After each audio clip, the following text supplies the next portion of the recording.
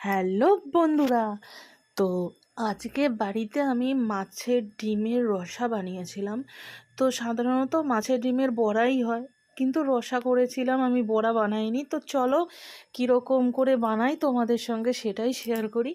তো প্রথমে দেখো, আমি এখানে সর্ষের তেল প্রথমে কড়াইতে দিয়ে ভালো করে গরম করে দিয়ে তারপর আমি মাছের ডিমটার মধ্যে একটু পেঁয়াজ কুচি, একটু নুন, একটু হলুদ দিয়ে ওটাকে ভালো করে মেখেছিলাম। মেখে এবার ওই তেলের মধ্যে দিয়ে এটাকে ঝুরি ভাজা টাইপের করে নেবো, যেমন এমনি ডিমের ঝুরি ভাজা হয় ওরকম করেই করে নেবো এটাকে।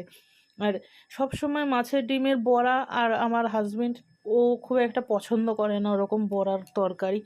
ও একটু নানান রকমভাবে করে দিলে ও একটু খুশি হয়ে যায়, তো ওর জন্যই করা।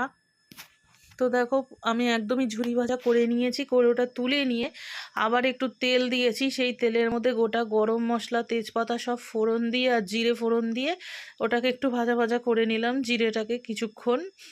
আর একটু গোলমরিচও দিয়েছিলাম। তারপরে আলু ভাজার মতন করে কাটা আলুগুলোকেও দিয়ে দিয়েছি। এরকম করে আলুগুলো দিলে এটা বেশ তাড়াতাড়ি মজে যায়, আলুটা তাড়াতাড়ি সেদ্ধ হয়ে যায়।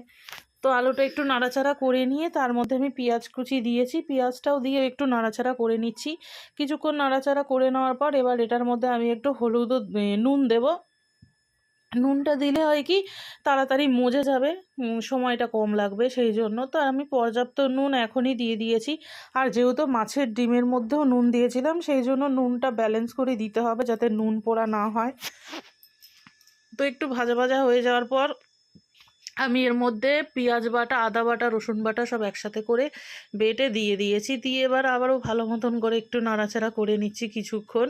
একটু নাড়াচাড়া করে নিয়ে এবার আমি এর মধ্যে দিয়ে দিলাম হলুদ গুঁড়ো, জিরের গুঁড়ো, ধনের গুঁড়ো সব কিছু দিয়ে আবার একটু নাড়াচাড়া করে নিচ্ছি, যাতে নিচে না লেগে যায়, কারণ গ্যাসটা একটু ফুলে দেওয়া ছিল, তো একটু একটু লেগে যাচ্ছিলো, সেই জন্য একটু নাড়াচাড়া করে নিয়ে তারপর আবার এটার মধ্যে আমি লঙ্কার গুঁড়ো অ্যাড করেছি।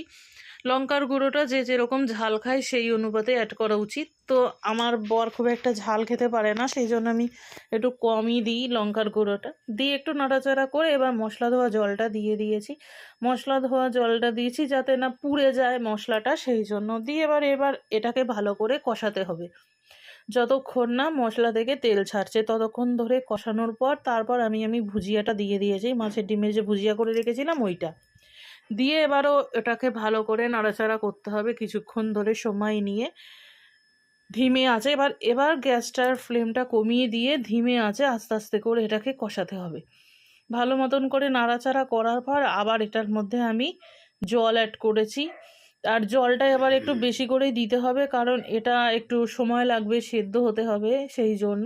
তো জলটা কম দিলেও হতো, আমি একটু বেশি করেই দিয়েছিলাম প্রথমে, ভালো মতন করে যাতে সব কিছু সিদ্ধ হয়ে যায়, সেই জন্য।